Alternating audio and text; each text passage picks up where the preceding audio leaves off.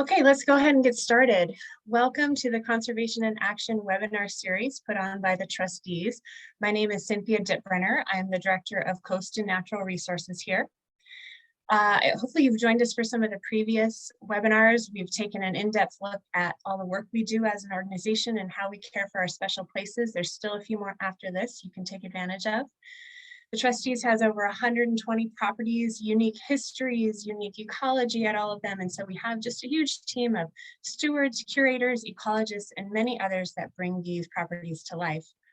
Today, you're going to learn about our State of the Coast effort and specifically our work on marshes and habitats. I want to thank all of our donors and our members out there. Without your support, these projects really wouldn't be possible. We've done a lot of virtual offerings the last year and a half, 2 years, much of the world has, and so created a lot of programming like this. But we've also just seen a huge increase in people getting outside. We had over 2 million visitors to our reservations last year. I want to give a shout out to our team who's done an amazing job keeping these properties open and safe for all of you to enjoy.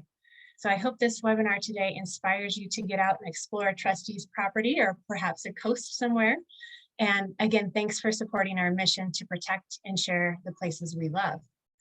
So today we'll have 3 speakers. The first will be myself, and I'm going to talk about impacts of sea level rise on our coastal salt marshes, followed by Russ Hopping, who's our lead coastal ecologist, and he'll talk about the ways Trustees is restoring salt marsh. And then Liz Durkee from the Martha's Vineyard Commission. She's a climate change planner. She will talk about the island's innovative approach to marsh migration. Christine, if you'll click next. Little housekeeping. At the bottom of your screen, you submit a Q&A. Under the Q&A tab, you can submit questions. So after each of the 3 speakers, we'll pause for a few minutes to address the questions. And then we have enabled the live transcript to show subtitles, but you have to turn that on if you're interested in that. So click on the live transcript button on the bottom right and click show subtitles. All right, let's get started. So I'll introduce myself. I'm the first speaker of today, Cynthia Dittbrenner, Director of Coast and Natural Resources at the Trustees. I have not been at the Trustees very long. I started in last summer.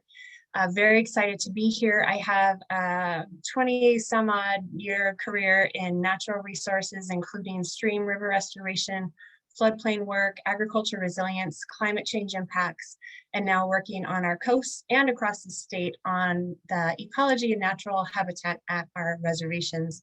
Our team is charged statewide at protecting those habitats, and we have a strong interest in work on our coastlines, which is what I'm going to talk about today.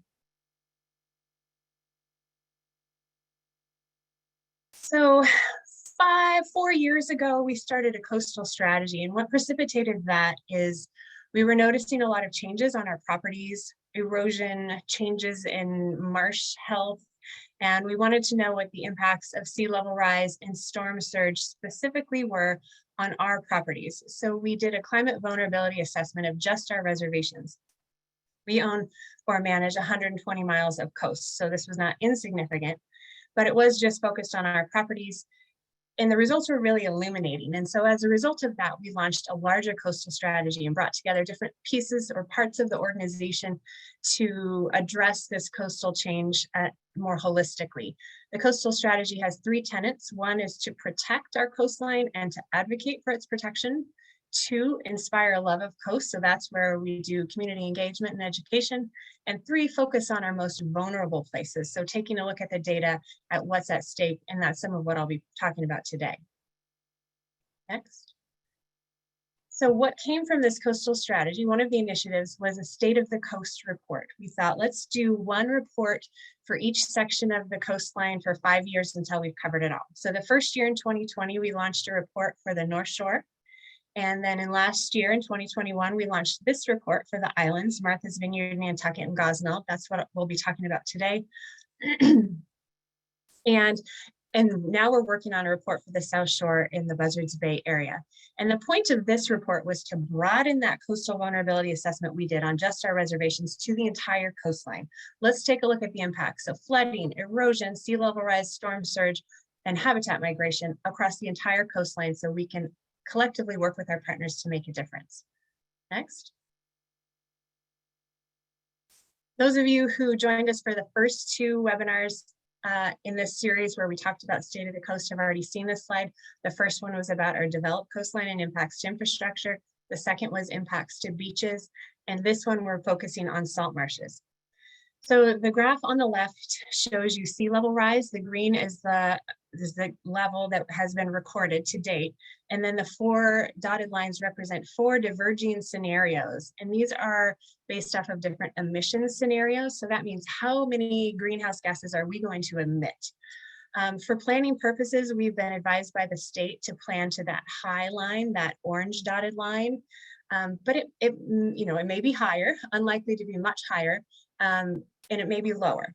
But so we're planning towards kind of the high end to make sure we are prepared. So what that represents is by 2050, we expect to see about 2.5 feet of sea level rise. And then by 2070, that's 4.3. And by 2100, that's almost 8 feet of sea level rise. The graph to the right shows flood surge levels from stronger storms. So the light orange is a 1 in 10 year storm. That's a storm that is projected to happen about every 10 years. There's a 10% chance each year that it will happen. And then the dark orange is the 1 in 100 year storm. So an interesting takeaway from this graph is that right now, the 1 in 100 year storm that would happen once in a lifetime is actually a little bit smaller than the future 1 in 10 year storm in 2050. So by 2050, what used to be a once in a lifetime storm will happen more frequently, perhaps every 10 years. Next. So let's talk about salt marshes. Why are salt marshes important? I'm not going to go into this in too much detail. The first, since I just showed you the graphs of those flood impacts, is that it provides protection from floods. It's a huge land base, a huge sponge that attenuates wave energy and protects our coastline from erosion and other impacts of storms. It provides habitat for wildlife, migratory birds, shellfish, has implications for our economy because of the shellfish harvest, and all sorts of other creatures rely on that habitat. It improves water quality, it absorbs nutrients and pollutants and filters those out before the water reaches the bay, and it sequesters an incredible amount of carbon. Projections are all over the map in comparison when you look at the literature, but consensus that salt marshes sequester at least 10 times more than forests. Next. So the question really is, can our salt marshes keep pace with sea level rise, or as sea levels rise, are they just going to inundate and flood out our salt marshes?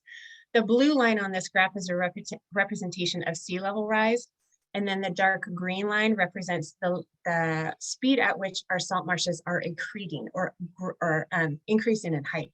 So salt marsh grass slows water, traps sediment, and it's slowly building with organic matter and that sediment. They slowly build over time, and that's just a natural process. So the question is, can they build as fast as sea levels rise? And right now it's looking like they are not going to in many places of the world. Where those lines cross shows when the salt marshes become inundated. And the maps I'll show you following this show a lot of that. Now, Russ will talk later about ways we can mitigate impacts we've had on salt marshes to try and get them to accrete faster. That light green line would be an ideal situation if we were to get them to build up faster. Next.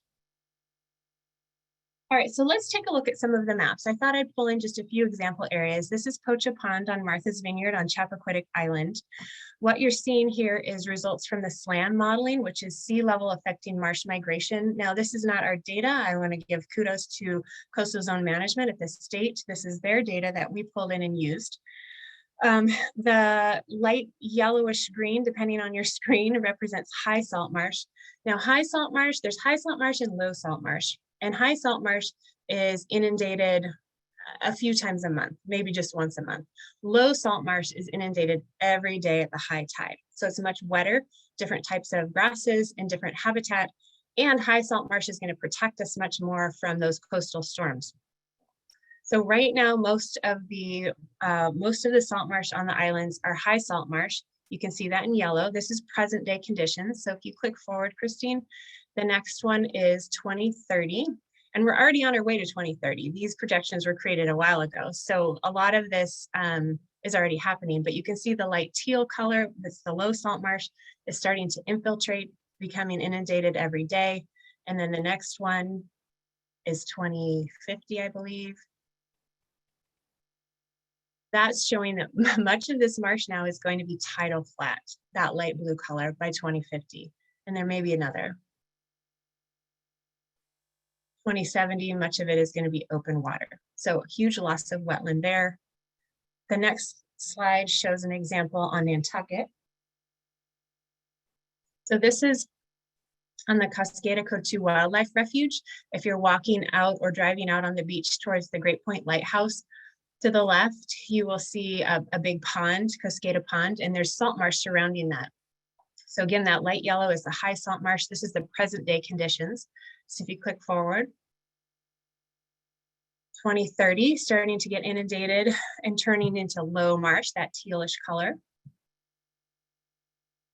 2050, you've lost most of the high salt marsh at this point. It's either low salt marsh or tidal flat. And then 2070, mostly tidal flat and open water. Next. I am going to pull in this slide from the North Shore. We've done a lot of work up in the Great Marsh, 20,000 acre marsh up there. Us and partners have done a lot of restoration work. It's the largest salt marsh in New England and huge habitat significance.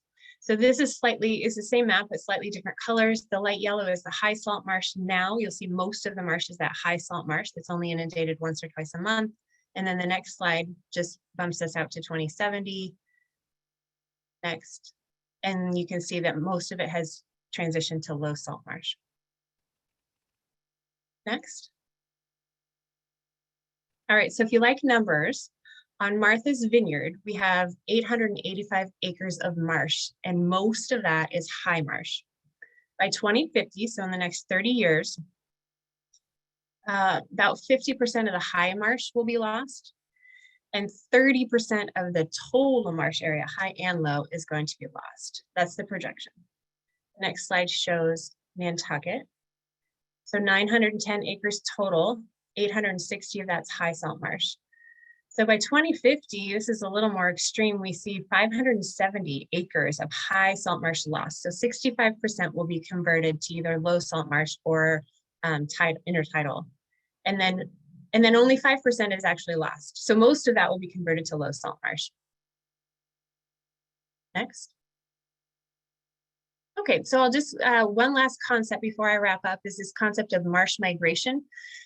This map is one from the report that shows, in purple, it shows the marsh loss just north of Edgartown.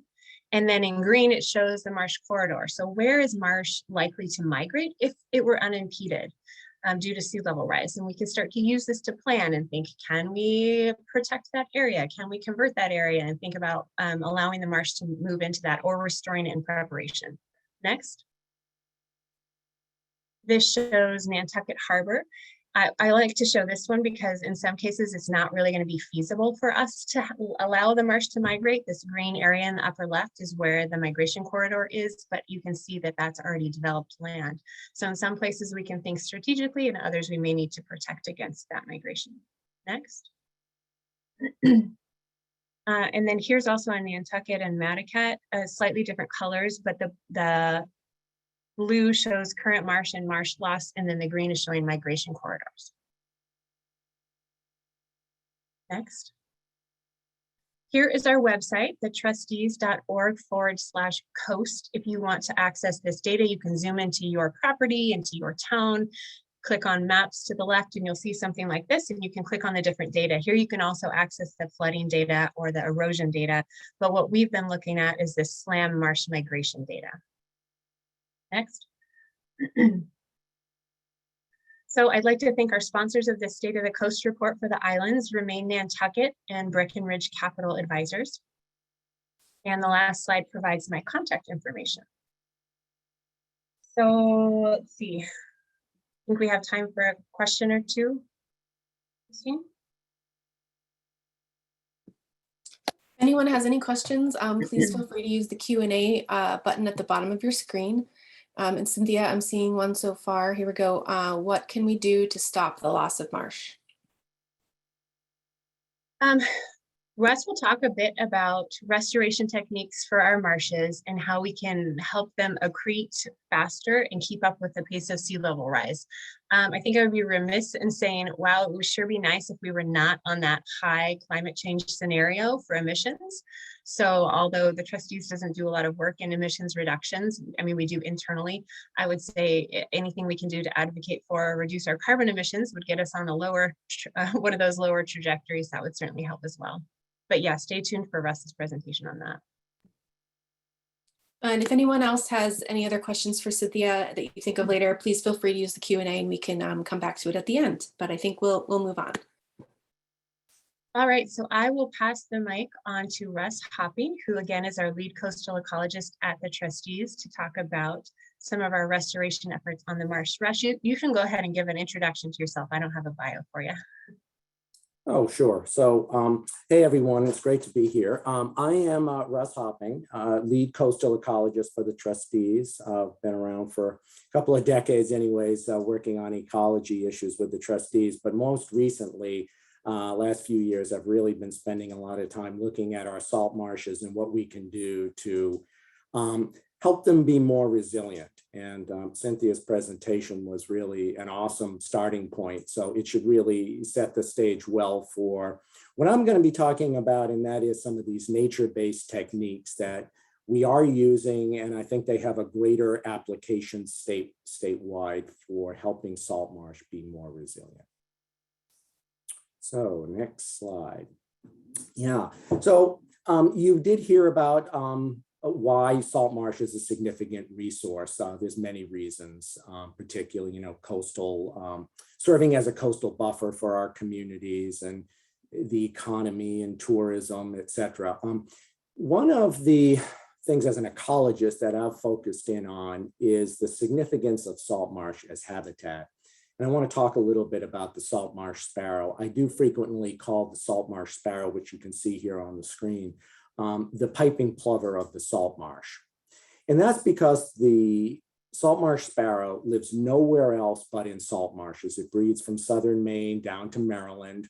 It requires salt marsh, but very specifically high marsh habitat. And in the foreground of this slide that you're looking at, you can see what's called Spartina patens. It's that velvety looking grass that's light green. It only grows at the very highest elevations in the salt marsh. And that's what the salt marsh sparrow needs for a place for it to put its nest. And that's where it pretty much lives and raises its young. The grass behind it is Spartina alterniflora, and that's the grass that does like to be flooded twice a day. And what we're seeing in this picture is what's happening, even though this is on the North Shore, this is happening throughout the state.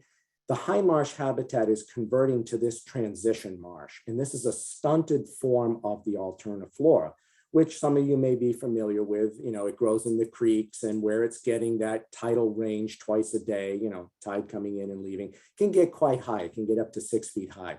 This stays around 1 foot to 2 feet high. But in this picture, the only habitat for this sparrow is what's right in the foreground. The global population is declining by 9% a year, and Massachusetts supports 10% of that global population. So even though Mass has only 45,000 acres of salt marsh, it's not that common of a habitat. It supports 10% of this species that is now listed as rare in Massachusetts, and the U.S. Fish and Wildlife Service will make that determination in a couple of years. Next slide. Next slide. Yeah, thank you. So in addition to sea level rise, what we're combating is a long history of agricultural use in our salt marshes. And that legacy is still occurring today. And much of what I'm going to be talking about are techniques designed to help reverse some of that legacy and get the marsh in a much more healthy position to be more resilient. So this is a picture that was, my colleagues found it up in Nova Scotia, but it illustrates beautifully what happened to just about every acre of marsh. And that is, as soon as the European settlers arrived, they began to modify the salt marsh habitat to improve its agricultural productivity. And what they did is they would create these large embankments You see them building that. And that was literally to keep the tides out of vast areas of the marsh so that they could then grow crops. Even salt marsh hay would go from, say, 1 ton an acre to 3 tons an acre. So it wasn't just for crops, but for forage hay, bedding hay, things like that. They knew how to do this, and that's what they did. So vast area, almost all 45,000 acres in mass were converted. They put up these embankments, and then they'd create the ditches, and that would then drain the marsh through these embankments that put tidal gates on. Next slide.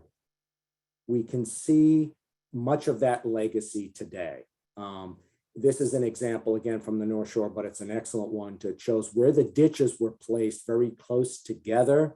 There would have been an embankment around this. And then the groundwater would have been drained out through those ditches. They're close enough together that all of the salt marsh peat between those ditches would have had the groundwater reduced. That was to improve, again, agricultural productivity. So the soils, the peat was not so saturated, and they could really increase that agricultural productivity. The problem with that is, much like if you've had a house plant that you haven't watered for a while, you'll find not only does it weigh less when you pick it up, but you'll notice the soil is shrinking in the pot. And that's just because the water isn't filling all that space anymore. So we actually see subsidence when this happens of the salt marsh. It's getting exposed to oxygen, it goes through oxidation, and then the decomposition process starts as well, and it just starts to chew up that peat, and as we learned, all the carbon that is stored there. Next slide. The opposite can happen as well, and when these ditches get blocked, and you can see hopefully here, I've highlighted one of these blocked ditches and some of the embankments that are still there. They may not look as high as they did in that original picture, but many of them, most of them are still out there functioning and changing the marsh hydrology, even though they're very hard to see. But what happens is when this marsh gets flooded during high tides, storm events, or we get these large precipitation events, the marsh water does not drain and it sits on the marsh, or the groundwater is brought right up to the surface. Even though these are wetland plants, they do not want to be growing in saturated soil or in standing water. They will die. You can already see in this picture some of these pools. Those occurred as a result of that being the first place where the grasses died off as a result of being way too wet. I've highlighted a couple other areas outlined in red. The grasses died there. The next phase is for the areas outlined in red, to have the pool expand. They will become bigger and bigger over time, and we call this a mega pool. You can see that starting to happen in this image, but I'll also show you one from Martha's Vineyard where I hope you'll begin to see this signature. You notice a lot of the pools have these straight angles to them, or straight sides as well. That's another indicator these are not natural pools, or they follow the edges. Hopefully you can see my cursor where there's an old embankment. So this is what ends up happening when the grass dies, the roots die off, you lose that biomass, and the marsh sinks as well. So we're getting subsidence, both from the marsh staying too wet and then from the marsh drying out. And that's all because of this agricultural history. Next slide. It's actually going in the wrong direction as a result of sea level rise. We want it to keep pace with sea level rise. In this case, it's actually going in the opposite direction and subsiding. This is a picture of a mega pool from Rhode Island, very similar to many of the salt marshes that we see, on the islands. There are these fringe marshes. When we get these mega pools, it's not these beautiful pools that are deep, that hold fish. It ends up being very shallow water, and you can see that here. Lots of dead grass. Not great habitat, it's subsiding, it's not allowing the marsh to build. So this is one of those telltale signs that we see that we really want to try to reverse. Next slide. This is an example now from that same area that Cynthia showed on Chappaquiddick on Martha's Vineyard. So zooming in and using an aerial photograph, this is a fairly recent one, I believe it's from 2019. You can see that same pattern. So one, you see the ditches, everything has been ditched. And then in between the ditches, you see these pools forming. These are not natural pools. This is the marsh failing to drain. So it typically occurs closer to the upland, so away from that marsh edge, and then in between all of the ditches. So eventually, if no intervention was done to address this trajectory, you would see those pools begin to connect up. Some of them already have, they get bigger and bigger and bigger, and you end up with a mega pool. We can reverse this pattern. Next slide, please. So the goal of what I'm going to be talking about has really been to restore natural hydrology, or what we're calling this marsh sustaining hydrology, because the philosophy here is once you correct the hydrology, the marsh should be able to keep pace with sea level rise. So in order to do that, though, we really want to stop that subsidence first, going in the wrong direction, regenerate high marsh habitat. We learned most of the habitat out there, the marsh habitat is already high marsh. We're going to lose that. It's going to go to low marsh, then open flats. Salt marsh sparrows need high marsh. So by improving the hydrology, re-energizing that high marsh, we save species like the salt marsh sparrow, which is that indicator. We think of it as an awesome indicator. If you have the sparrow, the marsh is doing okay. And if they're increasing, as a result of this work, it's making a difference. And then ultimately, we want to tweak, we want to work with nature to fix the hydrology so that nature does all the heavy lifting, and then the marsh can keep pace with sea level rise. We don't have to keep investing in it and re-intervening. Next slide. So the process for this is something that we've lumped together 3 techniques as nature-based strategies. And just wanted to highlight, we've been experimenting with this, really going beyond experimentation at this point up on the North Shore, where we're scaling up this use of these 3 techniques, and just wanted to share that with you. This is a 3-phase project up in the Great Marsh that totals almost 1,300 acres.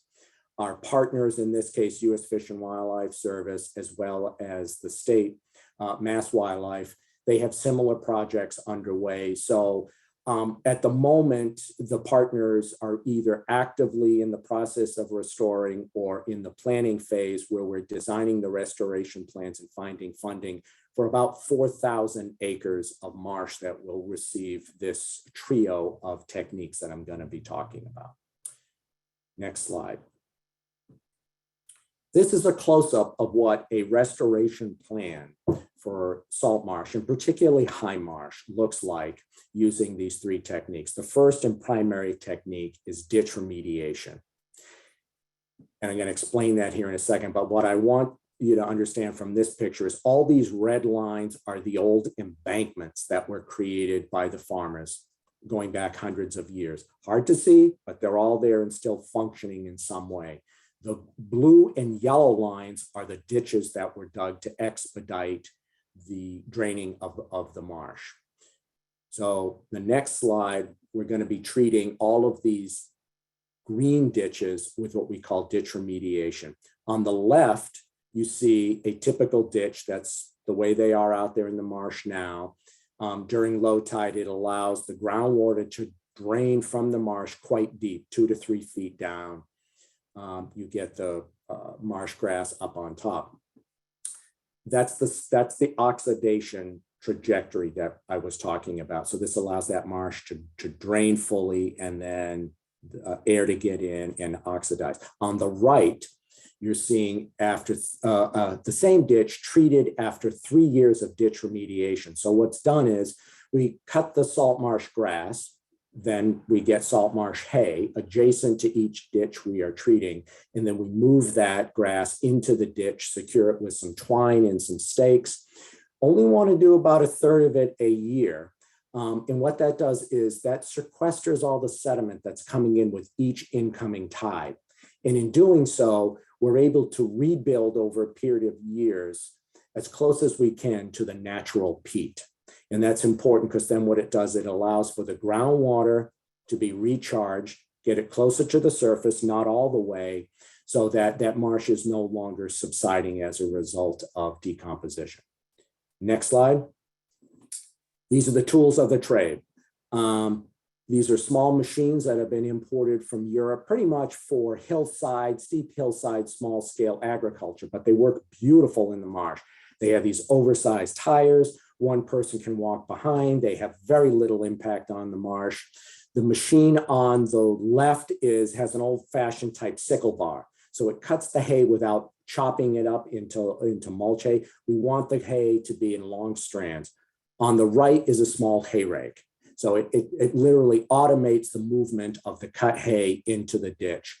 A small crew of 3 to 4 people can do incredible amounts with these machines on the salt marsh with ditch remediation. Next slide. So the next technique is what we call runneling or micro runneling. And associated with that is micro topography. So what happens here, again, I'll just remind you, the red lines that you're seeing are the old embankments, the green and the blue are the ditches. The orange line is a runnel. So that's where a contractor will come in and redig a very shallow ditch. Essentially, it's 4 to 6 inches deep, and it's up to 2 feet wide. It's designed that way intentionally to prevent it from getting clogged naturally. But we need a few of these to get to these sites that, in this case, you see here, there's an area that's all in this light blue where the ditch remediation is not going to address the ponding that's happening. And the ditch the runnel that we're creating follows an old historic creek.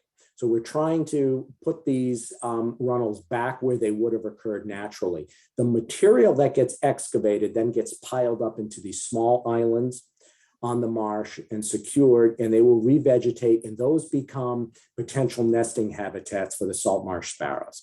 They're strategically placed close to the embankments, which are, again, the highest part of the marsh and some of the locations where the sparrows are already nesting.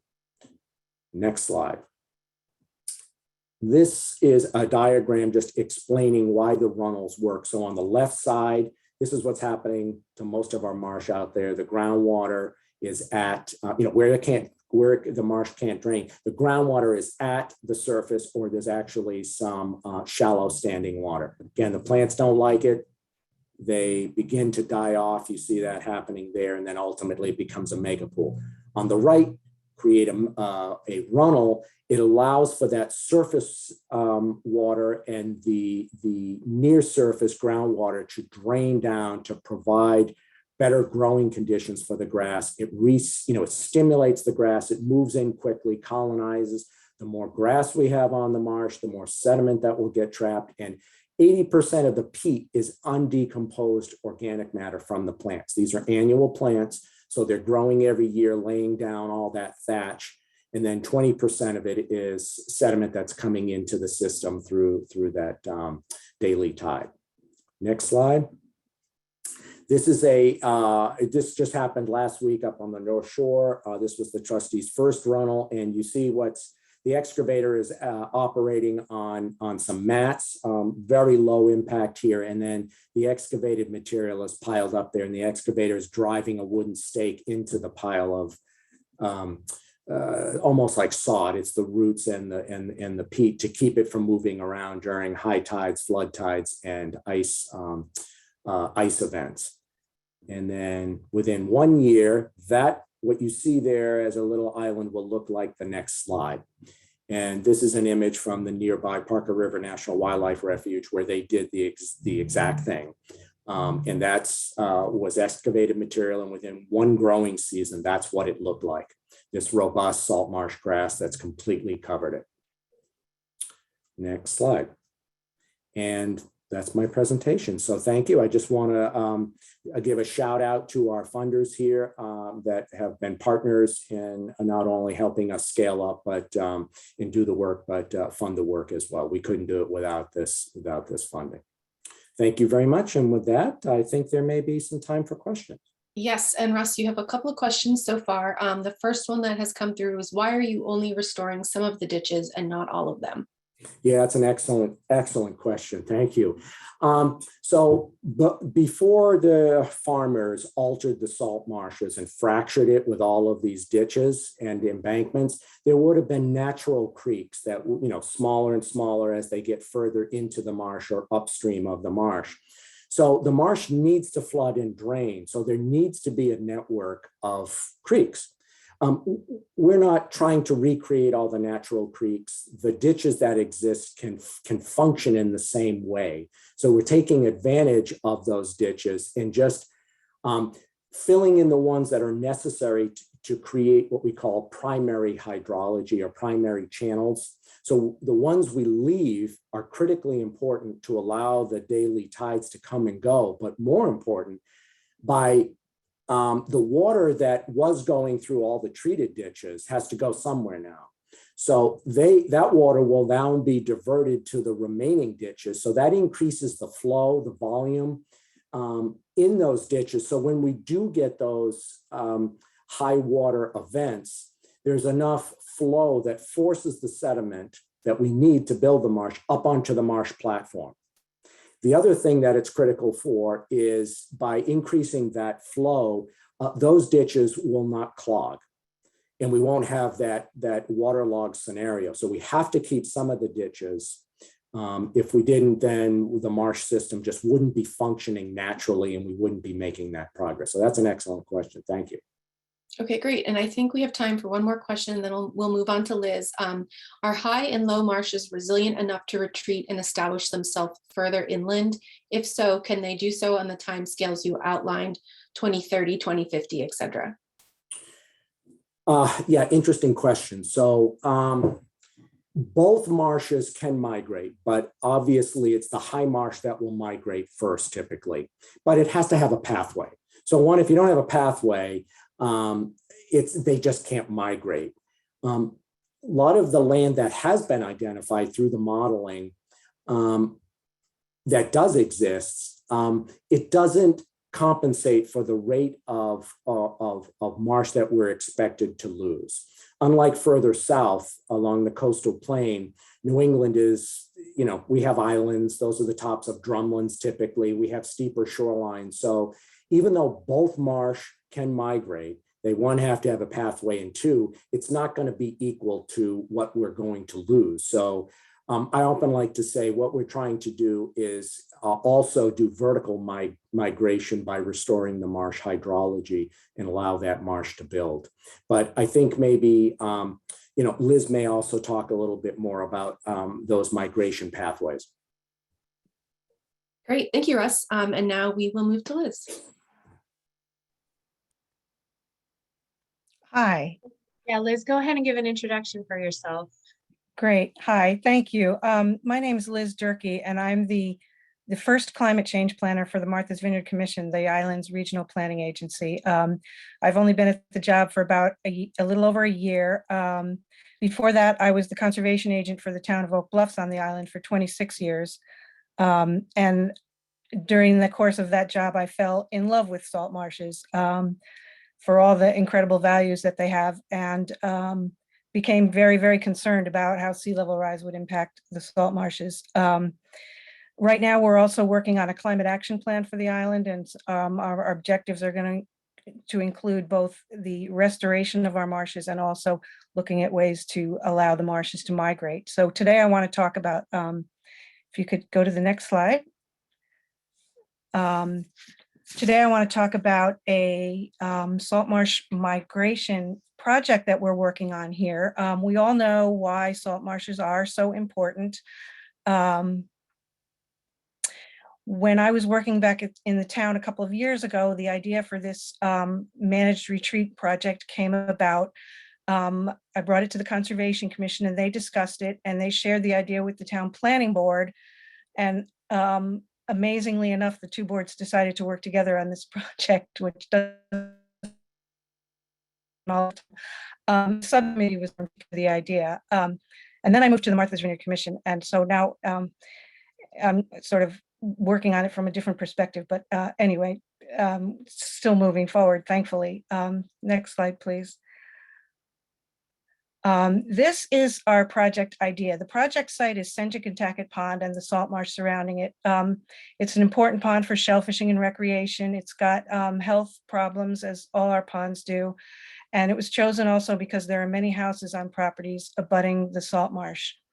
And the goal of this project is to allow for the salt marsh to migrate inland and also help improve the health of the marsh and the pond system.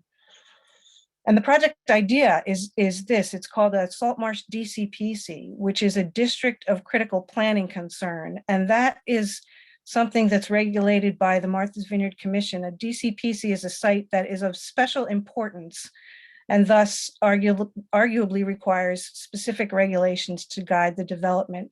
So the proposal was to establish a DCPC that encompasses the properties around the salt marsh, providing a mechanism for undevelopment, and then looking at other regulatory tools to address the marsh and pond health.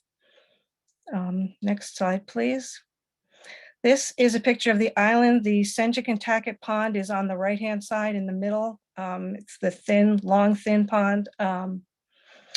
And we're also hoping that this could be a pilot project, and we may be studying other salt marsh pond systems on the island if this project turns out to be feasible. Next slide, please. So here's the concept. It's a collaborative concept between 3 public agencies on the island. The Martha's Vineyard Commission has the authority to designate these DCPCs. But first, the town has to nominate the DCPC district. And once they nominate it, if the Martha's Vineyard Commission designates the DCPC, then it goes back to the town where draft regulations are drafted for it. And then the regulations go to town meeting for a vote. So the public in the town where the DCPC resides has a say in whether or not the DCPC happens and the regs get developed. And the special piece of this here on the island is that we have the Martha's Vineyard Land Bank Commission, which purchases conservation land using a 2% tax on most real estate transactions. So we have a mechanism for the purchase of property to allow for migration. Next slide, please. So here was our original concept for this salt marsh DCPC: to establish the DCPC for properties abutting the Nantucket Pond salt marsh. When the property in the when any property in the DCPC voluntarily goes on the market, the town would get the right of first refusal to purchase it. And then the town would hand that right over to the land bank, who would purchase the property at market value, remove the buildings and the septic systems to allow the marsh to migrate inland. And then also, where possible, the land bank would donate the housing to affordable housing, which is another critical problem on the island. Next slide, please. We also discussed a menu of other options for addressing salt marsh and pond health, including restoring the mosquito ditches, edge restoration, and road runoff, fertilizer use, and regulations, for example, regulating the size or development of new accessory structures in the DCPC. Next slide, please. Some of the members of the subcommittee wanted to move right ahead and immediately nominate this site as a DCPC, but others on the subcommittee wanted to do some homework. And one of the things we did was look at the benefits and the challenges, or rather the hurdles, for what this type of project would entail. There's lots of both. There's a lot of benefits. Removing the homes and septic systems would allow the marshes to migrate inland if the marshes can withstand the amount of sea level rise. We'd protect the salt marsh values and the economic values of the marshes. Remove nitrogen from the pond. A big plus is that the town would not be paying for the purchase of the property. That would be the land bank. It's a nature-based solution. Some of the hurdles are selectmen screaming about the loss of property tax income to the towns when houses are removed from the land. Property owners may get a little bit agitated in a restricted district. We talked to some people who live in these areas and found that, obviously people have a really emotional connection to their property. A lot of the hurdles have to do with education. There's a lack of public understanding about the value of salt marshes and about the need for managed retreat from the coast. And there's just a general resistance to change here on the island, as in many other places too. So the next slide, please. So we also decided that we needed some more data before we went to the town to try and sell this project. We wanted to study the science and the economics because we wanted to make sure that we were making informed decisions before we went any further along with this. So the next slide, please. We collaborated with Tom Chase, who's the founder of the Village and Wilderness program on the island. Tom is a very well-respected islander. He was born and raised here. He worked for the Nature Conservancy for many, many years.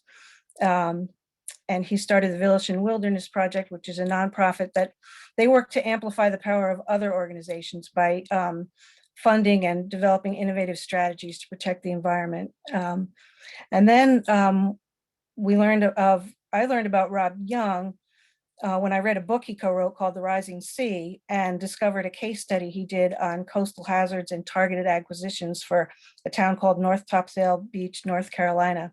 So with the funding that we received from Village and Wilderness, we hired Rob Young to do a study of the pond to look at the science and the economics. So the next slide, please. I just got Rob's draft last week, so I don't have all the backup documentation, but I do have the information. One of the things, he used aerial imaging to study the salt marsh. One thing, he felt that the SLAM model was too extreme and that almost complete collapse of the marsh by 2030 was a little bit, as I said, extreme. And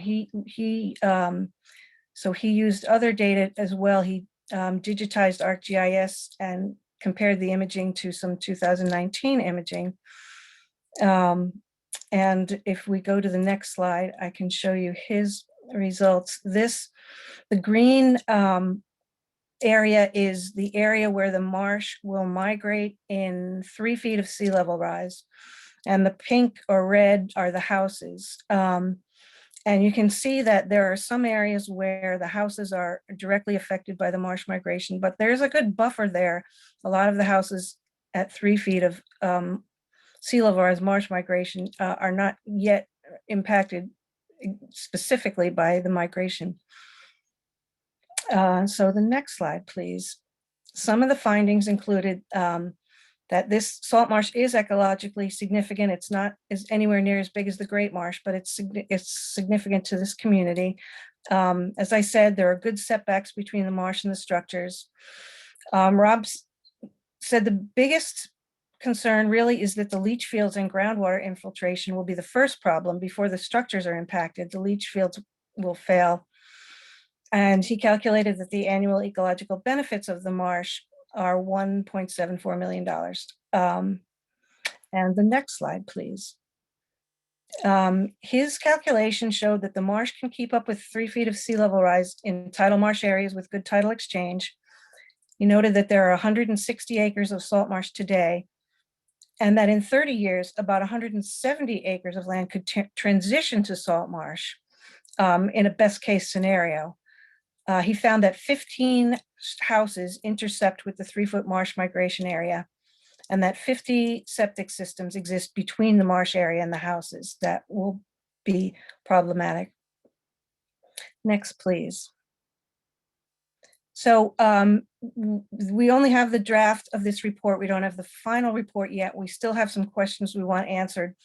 For example, the current assessed value of the properties in question, the loss of tax revenue if those are removed, and what removing the structures and systems might have in terms of a measurable impact on pond health.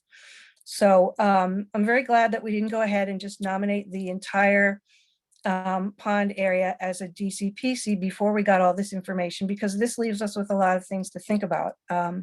So my next slide. Some questions about the decisions that we need to make if we're going to follow through on this salt marsh migration project. Do we want to talk to the land bank and see if they would like to consider buying the 15 houses, the properties, and the lots with the septics, on their own? Or should we consider establishing a DCPC just for those properties? Or should we consider a DCPC for all the properties abutting the pond? Because it's not just the houses that are impacted, the land these people own is also going to be transitioning to salt marsh as the sea keeps rising. And do we want to consider a DCPC if we do one with restrictions on new additions and accessory structures and the other menu items that I discussed? So as I said, again, we just got this report, haven't really thought through yet. If anyone has any other great options for how we ought to proceed, please share them with me. We've got some thinking to do, and we're hoping that we can look at the other salt marshes on the island too, and in this same way, and see where we can go from there. So my final slide is just a general quote I like to keep in mind from a book that I read called The Water Will Come. So I'm happy to answer any questions, and thank you very much for having me. Thank you, Liz. We do have a couple of questions. So to start us off, what are the biggest challenges to getting support for this project? The biggest challenges are, I would say, the concern among town leaders and citizens about the loss of the tax income when you remove houses from properties. I think that just really is something that is a big red flag for a lot of people. But I think the biggest challenge, as I said before, I think is education, because we need to educate the public and the leaders about the savings that we're gaining through the values that the salt marsh provide. And, you know, and the other issues, like if the houses aren't there and there's a storm, there's less cleanup and debris that the town has to pay for, less storm damage. So it really is up to us to educate the public. I think property owners fear that being in a regulatory district may decrease their property values. And I think the public has a real lack of understanding about how incredibly valuable salt marshes are, and also about the need for us to be having a dialogue about managed retreat from the coast. I know people are all very busy, and climate change is a really difficult thing to think about. So we need to figure out a way to get that dialogue started. Another question here, if you depend on voluntary sales of the houses when they come on the market, couldn't it take possibly many years to complete the project? It could take many years to complete the project. And one of the things that we're hoping is that as the property owners realize that their properties are going to be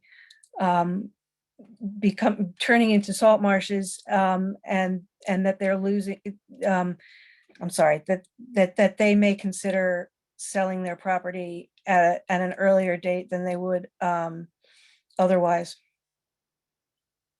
Again, it goes back to education. And I think we have time for one more question before tossing back to Cynthia. Has there ever been a similar collaboration between the MVC, land bank, and an island town?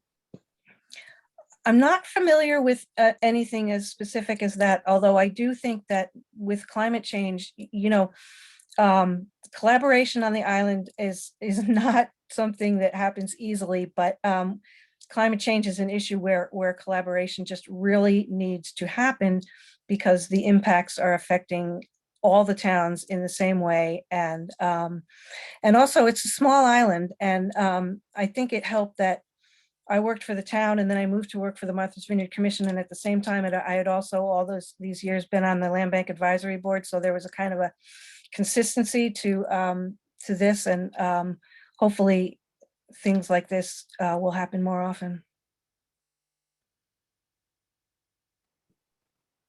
Thank you, Liz. And now I will toss it back over to Cynthia.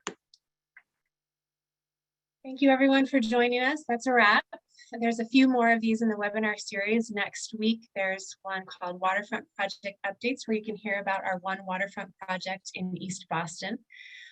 You can register for these and also access past webinars at our website, which is thetrustees.org/webinars. And as I mentioned earlier, today's was the third in the State of the Coast series. So if you just tuned in today and missed the first two on beaches and developed areas, please look for those recordings there. Again, everything you heard today would not be possible without our donors, including top support from donors in our Founders Circle. So thank you so much. And I appreciate you joining us, investing in and supporting our mission, and hope to see you next week.